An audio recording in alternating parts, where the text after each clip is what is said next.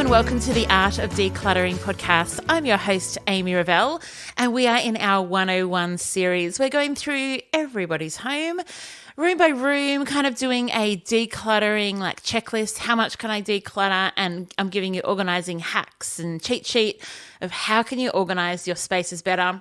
We've done bedrooms and kitchens and bathrooms and laundries and toys and a kind of living rooms. Today we're talking about the home office. So if you don't have a home office, don't tune out, because this is perhaps like that space where you keep your admin-y stuff.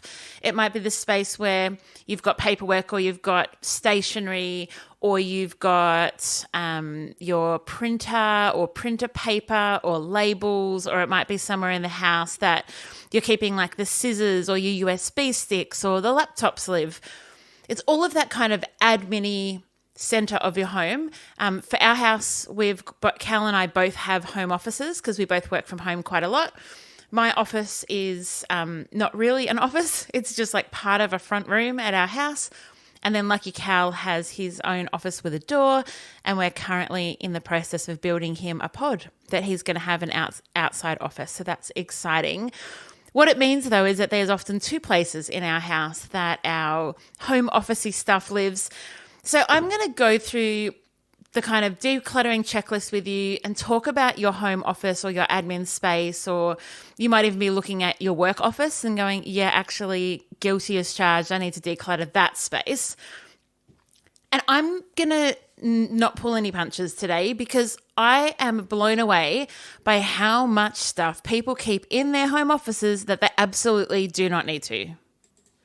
And the reason we have so much of that stuff in our homes is because over the years, you've probably needed it. You've probably needed sticky notes and folders for paperwork and those clear, what are they called? Like you put your papers in, like clear plastic sleeves, hard drives and printers and scanners. And it might even be something as simple as a letter holder or inspirational quotes, notebooks that you've got from free events and note cards or mantra cards, all of this stuff that you've probably used over time. Like, how many times in your life have you used blue tack, but how many times in the last 12 months have you needed blue tack? And so I'm going to encourage you to try as much as you can to embrace minimalism when it comes to your home office. That's something that Cal and I have done, and I don't regret a minute of it. I actually can't remember the last time that we needed something and didn't either have it or couldn't go quickly down to Coles or down to an Officeworks and get it if we actually really needed it. And when I'm doing decluttering with clients in their home offices, we're just getting rid of so much stuff, and I love it. I love it so much. And there can be a real sense of fear sometimes when you're working in your home office and you're thinking, well, I can't get rid of that hard drive. What if I need it? But the reason you bought the hard drive was probably because someone told you that you need to keep everything on a hard drive and everything on your computer and blah, blah, blah, blah. But that might have been before Google Drive or Dropbox and these kind of online cloud functions were so good. And maybe you just don't need it anymore. One of the challenges I find for a lot of people is you have USB sticks, you might have memory cards, you might have old laptops or even old hard drives. You might have old cameras and old phones because you're worried that there might actually be photos or files left on them. And so what I want to do is make this kind of your Auntie Amy is getting a bit cranky pants with you. Just go and turn it on and get the stuff off. And if you can't get, like the laptop just won't turn on, maybe, just maybe, it's time to just recycle it and say goodbye and not worry about the photos or the files that might be on there. I have legitimately worked with clients who have floppy disks. So floppy disks were when I was like in high school. For those of you who are maybe under 35, they're like, what are they the size of? They're the size of maybe two phones put next to each other and about a tenth of the thickness. But what it was is that was our way of storing files. But basically you could just store like a couple of Word documents on it. And generally speaking, when people are like, oh, but I don't know what's on here, I'm like, I know what's on there. It's your 1996 resume. You can let it go. Or it's your invitation for when you were, turning 16 or 17. If you have floppy disks, you can just let those things go and go through your USBs. Get rid of the ones that you don't need. Get rid of the ones that only store like a couple of gig or maybe not even, maybe half a gig. Get rid of that stuff. Create some space. And once you yep, I've got checked that and I've downloaded all the important things off it, don't keep it just in case, because then you've still got the mental load of, oh, did I actually take the stuff off that? So I want you to just do a digital stock take and only keep what you're using. If you've got backup laptops, which so many people do, be honest with yourself and either sell it or recycle it. And same with backup phones. When you get a new phone, just sell your old phone. That moment is the time when it is going to be the worth the most on the secondhand market. And so don't wait for another 5 years and then think, oh, I've got this collection of old phones. Just let them go as you get a new one. Okay, so let's change tact and talk about stationery, because this is an area that I've struggled with, because my favorite shop used to be Officeworks. I used to love going to Officeworks and getting pretty things and matching things and color coordinated this and gel pens that. And I loved going and getting all of that and having things that matched. And what I realized is over the last probably 15, 20 years, people don't need stationery as much anymore. You don't need a whole lot of binders. You don't need a whole lot of in trays. So much of everything that we have now is digital.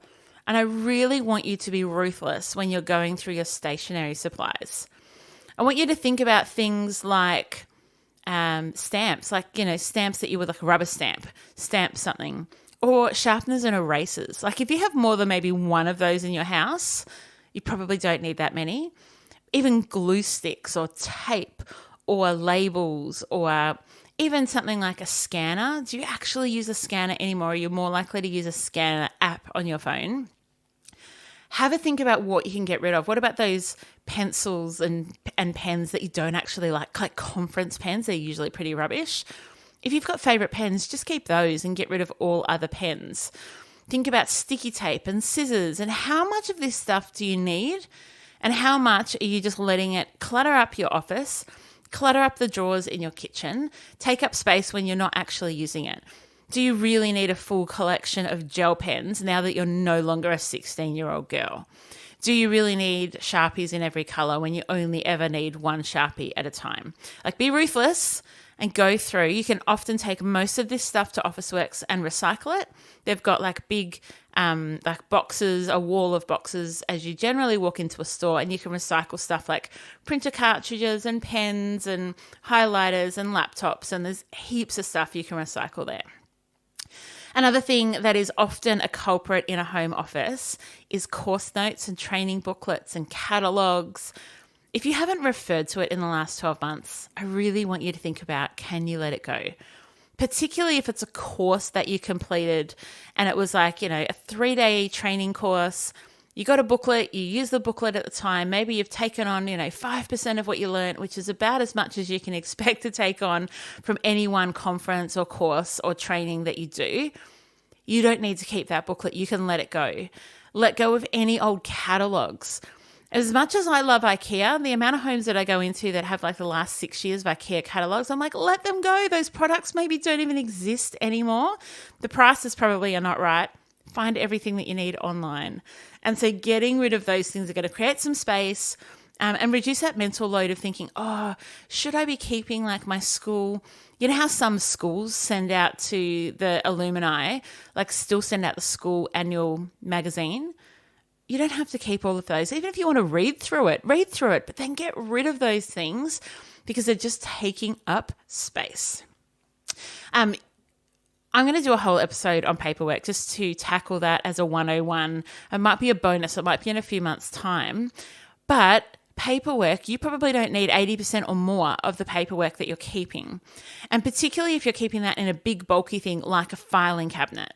So filing cabinets, I'm yet to find a home or an office, maybe not huge offices, but a small business that actually needs a filing cabinet still. I'm yet to find one. Now, what I'm not suggesting is that you don't need paper. Sometimes you do have paperwork that you need to keep, but there's really simple ways of keeping that. If you're interested in finding out more about paperwork, because I'm not going to go into it too much today, is just jump into the show notes, have a look at my paperwork course, or you can just go theartofdecluttering.com.au/paperwork. Have a look for just $97. You can get my paperwork course that goes through what to do with every single piece of paper that is in your home or will ever come into your home. And so you can really reduce that down. What I would love you to do is have a look at your desk, have a look at your drawers, have a look at the cupboards and everything that's in your office. Pull it out and gather like with like. So some of the categories that I have in our home is we have like stationery. So kids' school books. Usually I buy them and then they're like, oh yeah, the teacher said they don't want us to use a book, they want us to use loose leaf. And so we've just got a small drawer of loose leaf and binder books that the kids can use for school. And so they kind of live together. So each year when the school book list comes out or when they're getting ready for an exam or they need more, it's just there for them. But I'm not keeping stuff they don't want to use, okay? You might want to also then look at one of the categories I love is fastening. And that's bulldog clips and it's paper clips and it's glue and tape. It's all of the things that staplers, like stuff that sticks other stuff, fastenings. And really think about it. Like, when was the last time you used an elastic band? I literally cannot think of the last time I used one, or even a paper clip. Now, not every home is the same. You might be an avid user of paper clips and elastic bands, but maybe you never use a glue stick. Maybe you're like, yeah, maybe if I did a vision board, I might need one, but I'm not going to do a vision board. So think about how your home works. I don't think I've used a hole punch in probably 15 years, so I don't have one. So think about it. Do you have a hole punch, but you never need to hole punch anything? Like, be really practical.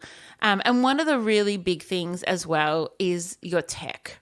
You're going to have cords and chargers and adapters and all of that stuff that probably is out of date or doesn't work quite as well or is duplicate or is a backup of a backup of a backup. So go through those, recycle what you can, and have your home office a space. Here's what you want out of your home office. You want it to be creative and productive. You don't want it to be cluttered. And when you declutter, it will help your mind to be more creative and it will help you to use your time more functionally and more efficiently. And that's what you want out of a home office space. You want to be able to find what you need when you need it, put it away well, but also to have a clear space where you can do the work that you need to do.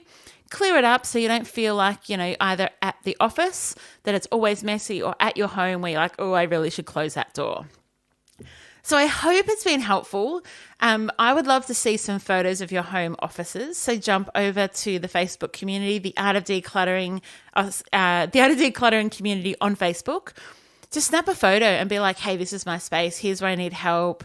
What do other people do to keep their desk organized or multi-screens going, or how do you set it up?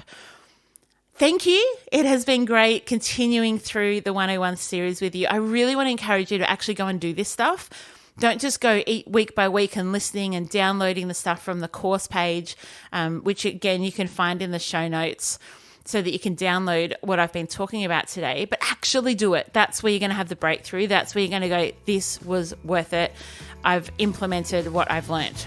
So until next week, when we're talking all things garage, have a great week and enjoy the freedom. I would like to acknowledge the Wurundjeri people who are the traditional custodians of the land this podcast is recorded on.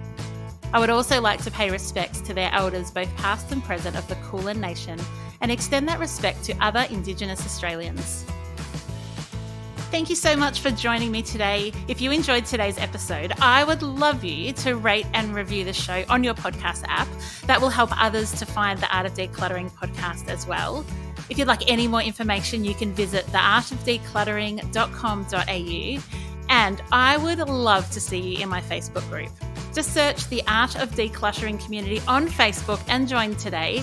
I hope that you have an incredible rest of your day and enjoy the freedom.